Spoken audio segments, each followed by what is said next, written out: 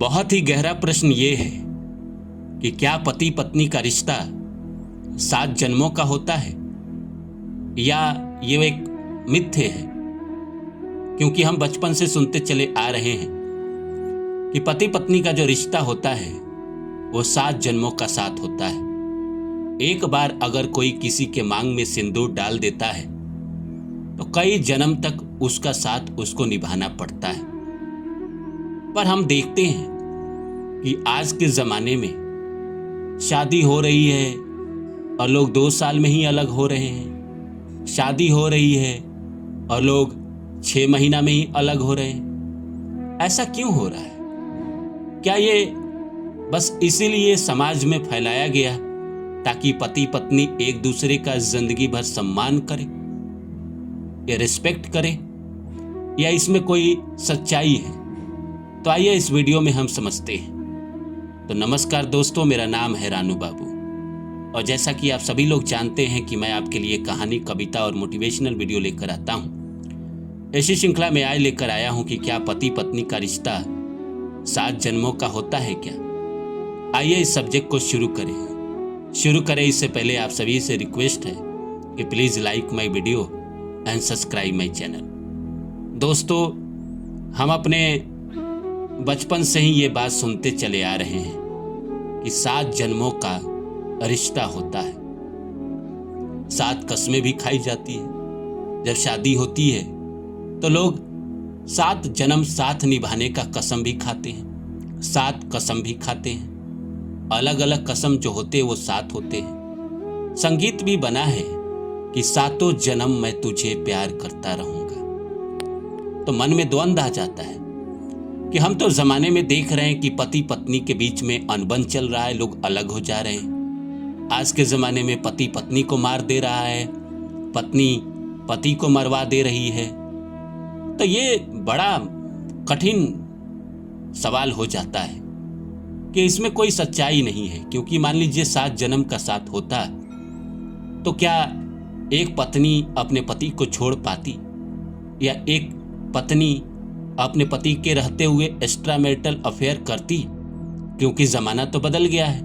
आज लोग चीटिंग कर रहे हैं, धोखा दे रहे हैं। तो मन में संदेह आ जाता है कि क्या ये सही बात है? बस सच बात है दोस्तों, सबके लिए तो नहीं होती है, पर कुछ आत्माएं ऐसी होती है इस धरा पे, इस जमीन पे, कि उनको कई जन्मों का साथ निभाना पड़ता है। कई बार ऐसा होता है कि कुछ अधूरा कर्म रह जाता है।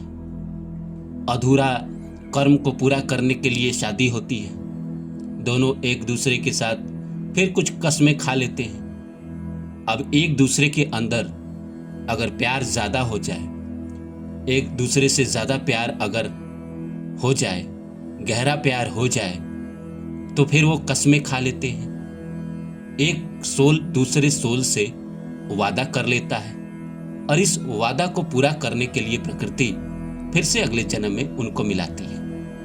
ये उन आत्माओं पे काम नहीं करता है जो कहीं ना कहीं चीटिंग करते हैं, कहीं ना कहीं अपने पार्टनर के प्रति वफादार नहीं रहते हैं। हम जो भी करते हैं कहीं ना कहीं आत्मा के तल पे जाता है। इसीलिए कई बार जो लोग सोलमेट की भी बात करते हैं, सोलमेट बेसिकली क्या है?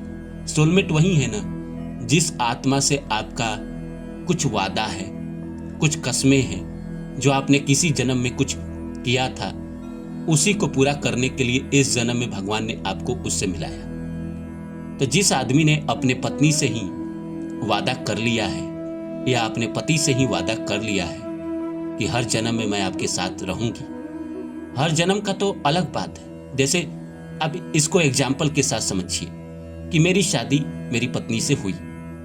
अब मुझे इस जीवन में पूरे जीवन अपने पत्नी का सपोर्ट मिला, अपने पत्नी का प्यार मिला। जब जब प्यार मिला तब तब मैं भावुक हुआ और मैंने कुछ वादे किए। और वो वादा ऊपर ऊपर से नहीं, मन से नहीं, बल्कि आत्मा से किया। और उसने भी ऐसा ही किया। कभी मैंने उसको जीवन में कुछ दिया, उसके लिए कुछ किया, तो उसने आत्मा के तल से कुछ वादा किया। अब ये वादा जो है वो अधूरा रह गया।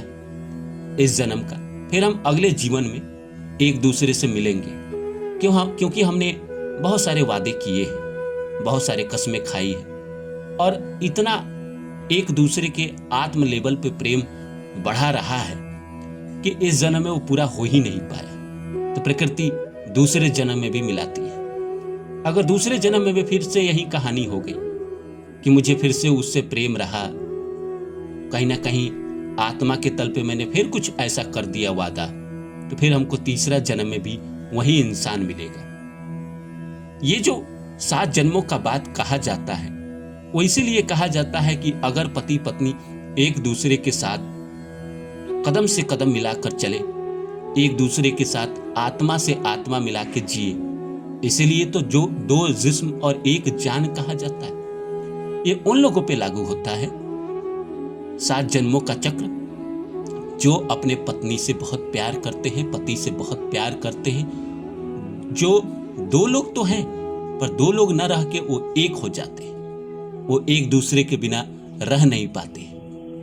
जो लोग पत्नी के रहते हुए कहीं और अफेयर कर रहा है, पति के रहते हुए कहीं और अफेयर कर रहा है, वो तो इसी जन्म में उस आत्मा से वादा खिलाफ कर रहा है। जो उसने किसी जन्म में वादा किया था, वो इसी जन्म में उसको नहीं निभा रहा है, तोड़ रहा है, क्योंकि उस आत्मा से आपका कोई कनेक्शन बना ही नहीं इस जीवन में। तो इस जीवन में अगर उस आत्मा से कोई कनेक्शन बना ही नहीं, तो अगले जन्म में जिन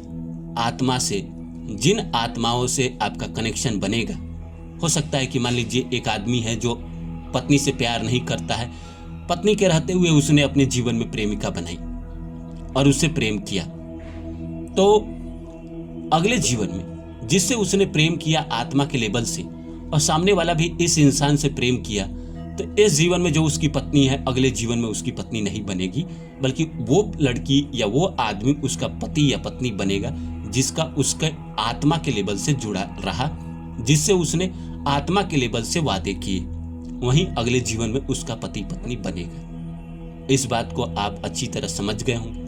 नहीं समझे होंगे तो मैं आपको बताता हूं। जैसे कहा जाता है कि एक बड़े पास्ट लाइफ को जानते हैं, उनका ये दावा है कि अमिताभ बच्चन, जया बच्चन और रेखा पिछले जन्म में ब्रॉडवे में थिएटर किया करते थे, और रेखा जी जो थी वो उनकी पहली पत्नी थी, और जया पर्दा जो थी, जया बच्चन माफ करिए, वो उनकी दूसरी पत्नी बनी किन्हीं कारणों की वजह से। इसीलिए इस जन्म में रेखा जी उनकी पत्नी नहीं बन पाई। हो सकता है कि पिछले जन्म में वो अलगाव हो गया होगा, इस जन्म में जुड़ाव तो हुआ पर पत्नी नहीं बन पाई। और जया बच्चन जी जो उनकी पत्नी बनी, वो पीछे के जन्म में पत्नी बनकर कुछ वादे ऐसे कर गई होगी जो कहीं ना कहीं इस जन्म में उनको पूरा करना था, इसलिए इस जन्म में वो उनकी पत्नी बनी। अभी कभी अगर वो आपको वीडियो मिल जाएगा तो आप सुन लीजिएगा। लेकिन मेरा भी ये विश्वास है और मानना है, और मैंने कई बार देखा भी है और कुछ किताबें भी पढ़ी है जिसमें यही निकल कर आता है कि 7 जन्म का चक्र उन्हीं पे लागू होता है जो एक दूसरे से बहुत प्रेम करते हैं, एक दूसरे के लिए समर्पित रहते हैं, एक दूसरे के साथ चीटिंग नहीं करते हैं, एक दूसरे के साथ झूठ नहीं बोलते हैं। उन पे लागू नहीं होता है जो एक दूसरे के साथ दगाबाजी करते हैं।